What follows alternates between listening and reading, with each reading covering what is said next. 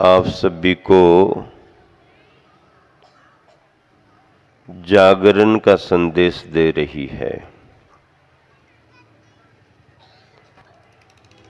सूरज निकलता है,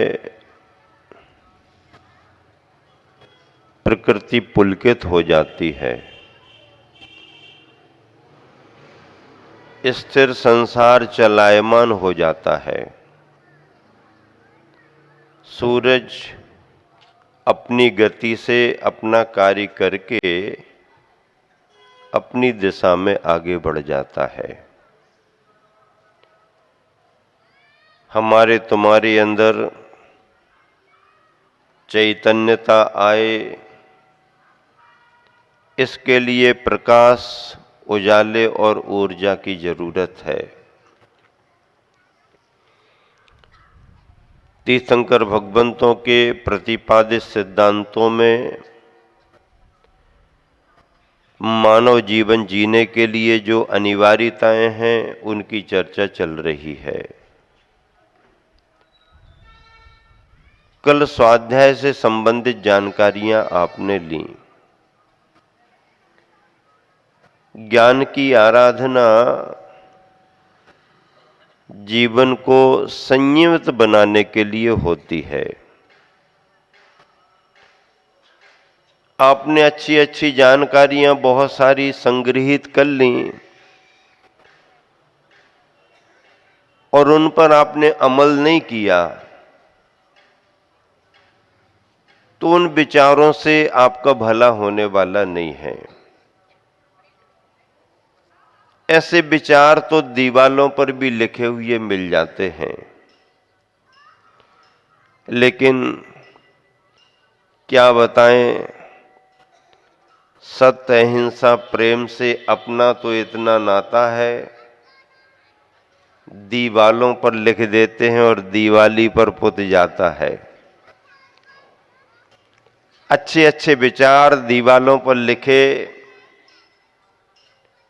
और दिवाली आते आते साफ हो गए। ये क्रम तो दुनिया का चल रहा है।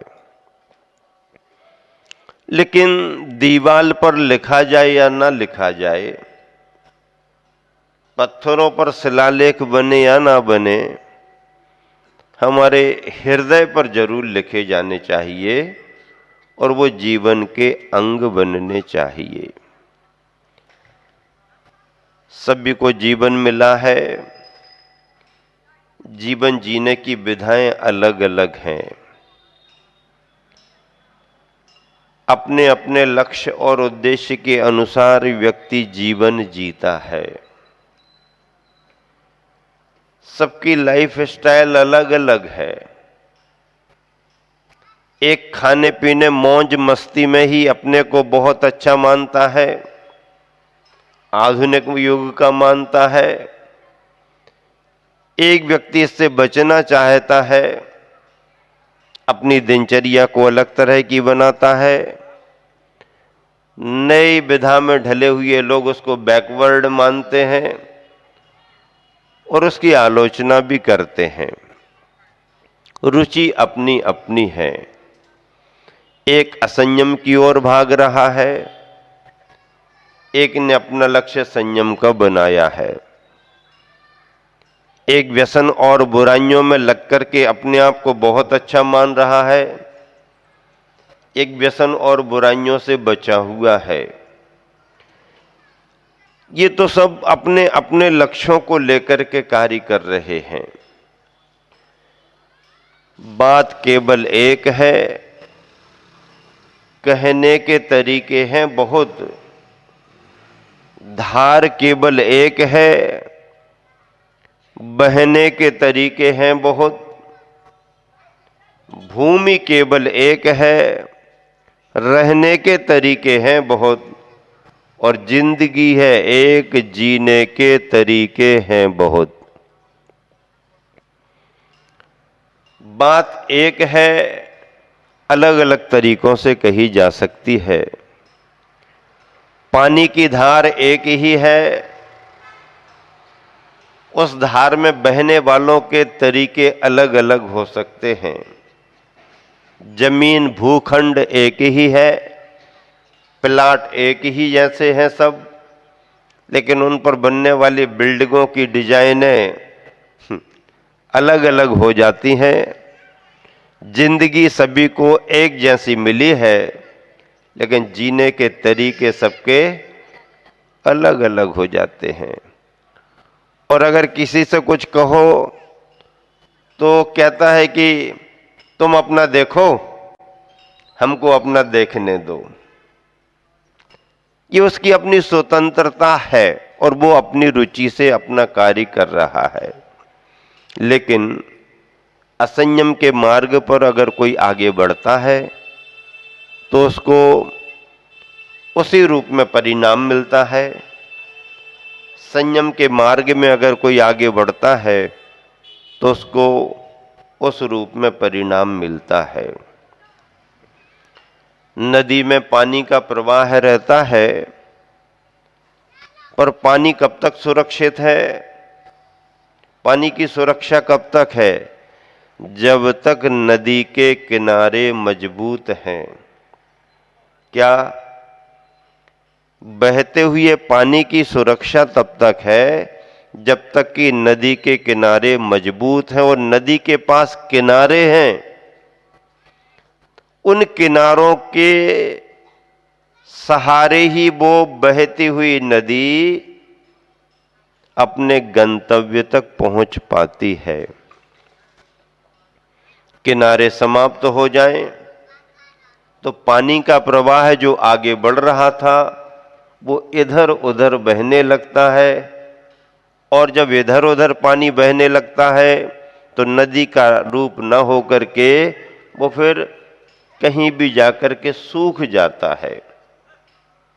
नदी को नदी के रूप में बने रहने के लिए और नदी को समुद्र तक पहुंच करके स्वयं समुद्र बनने के लिए तटबंधों की बड़ी जरूरत है। नदी को किनारों की बहुत जरूरत है।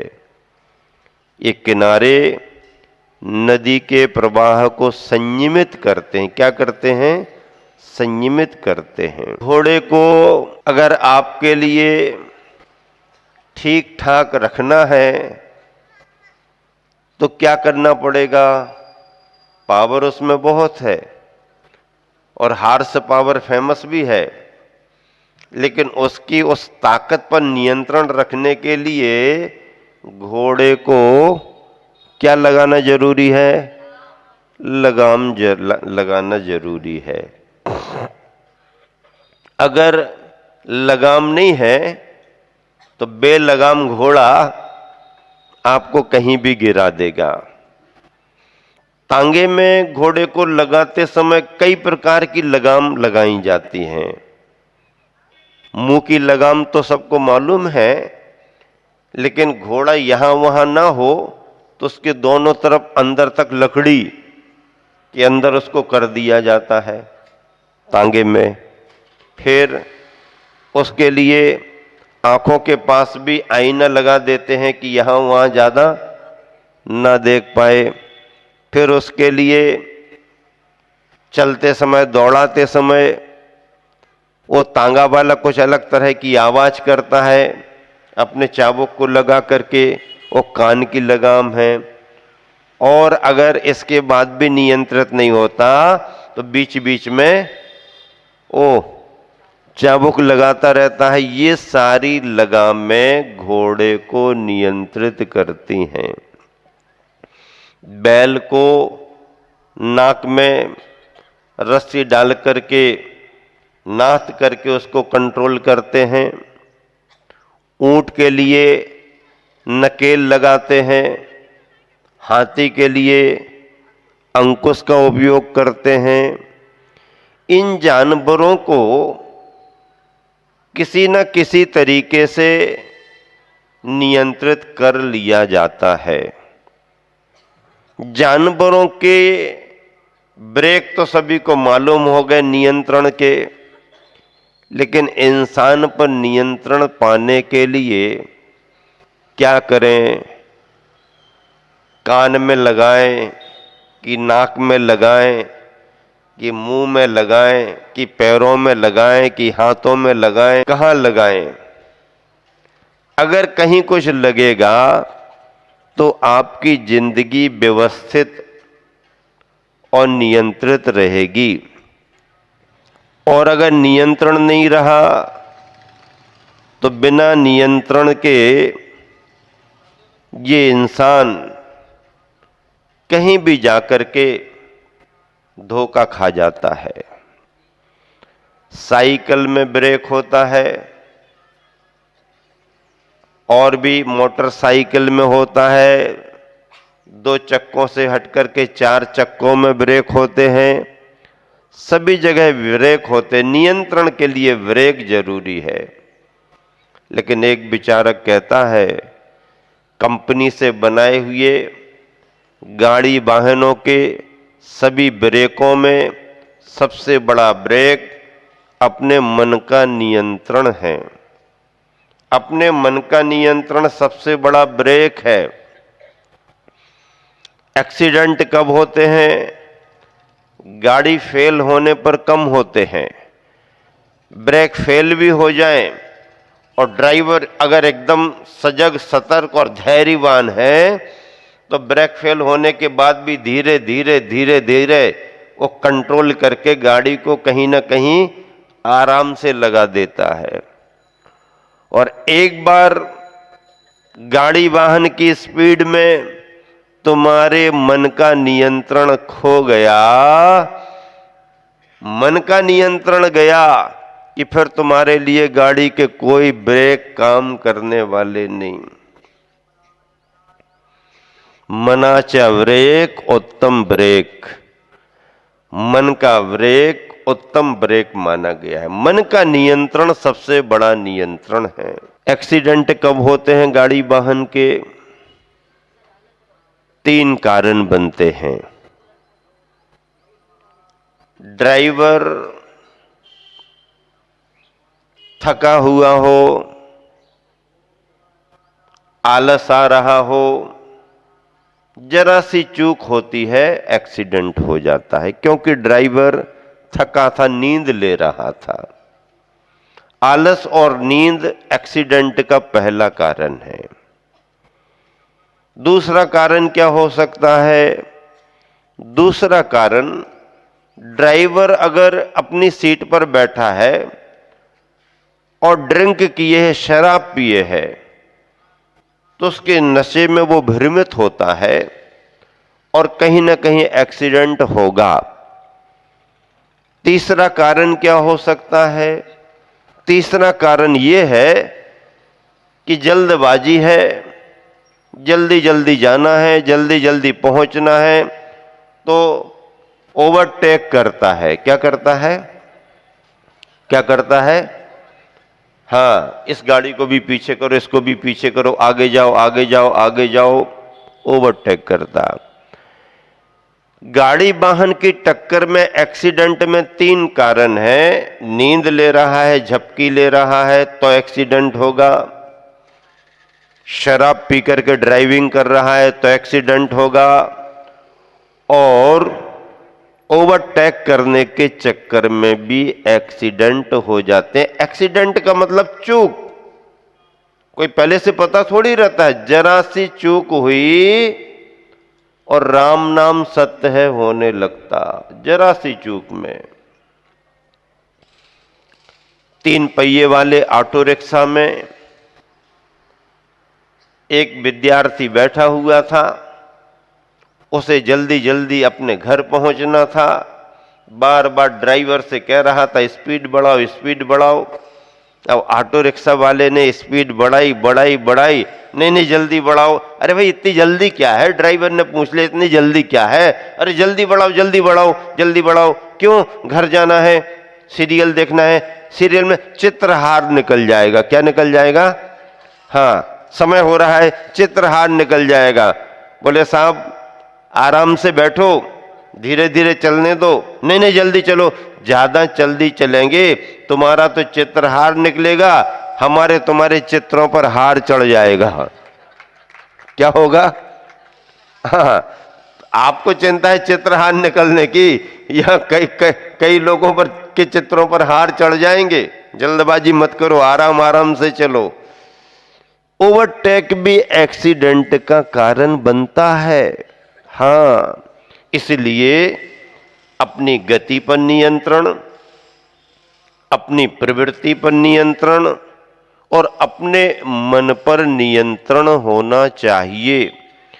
बाहर की दुर्घटनाओं से बचना है तो बाहर का नियंत्रण होना चाहिए, और अपने जीवन की दुर्घटनाओं से बचना है तो जीवन पर नियंत्रण अर्थात संयम होना ही चाहिए।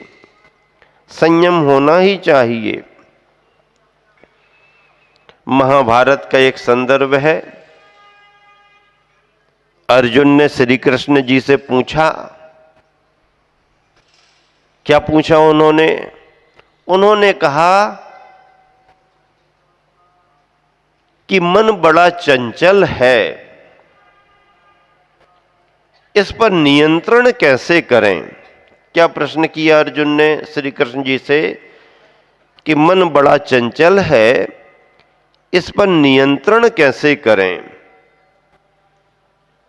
तो योगी राज नारायण श्री कृष्ण ने संबोधित करते हुए कहा, हे मध्यम पांडव अर्जुन, ये बात सच है कि मन बड़ा चंचल है, लेकिन इसे रोकने के लिए, इस पर नियंत्रण के लिए दो उपाय हैं।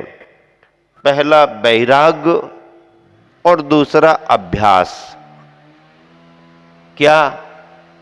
अपने मन में वैराग्य का भाव आना चाहिए, और वैराग्य का भाव ज्ञान के बगैर नहीं आता, इसलिए वस्तु तत्व का ज्ञान होना चाहिए। पहली बात है वैराग्य आपके जीवन से जुड़े, और दूसरी बात है उस भावना में निरंतरता होनी चाहिए अभ्यास के रूप में। अभ्यास और वैराग्य अगर किसी के पास है तो इस चंचल मन को भी नियंत्रित किया जा सकता है। मन हमारे तुम्हारे बस में नहीं है। मन की गति दुनिया में सबसे ज्यादा तीव्रता को लेकर के है। कोई भी गाड़ी वाहन, जमीन पर चलने वाले, आसमान में उड़ने वाले उस गति को प्राप्त नहीं कर पाए जितनी गति तीव्रता को लेकर के मन की है। ऐसी मन की इस गति को सही दिशा मिले और मन की विचारों की गति पर नियंत्रण हो और हमारा जीवन संयमित बने, इसके लिए जरूरी है, क्या जरूरी है? ज्ञान भावना आना जरूरी है, तत्व की समझ जरूरी है, संसार से भीरुता का भाव जरूरी है, और संयम लेने की भावना और संयम का पालन करना जरूरी है। अगर आपके जीवन में किसी भी तरह का नियम संयम है तो आपका जीवन सुरक्षित है।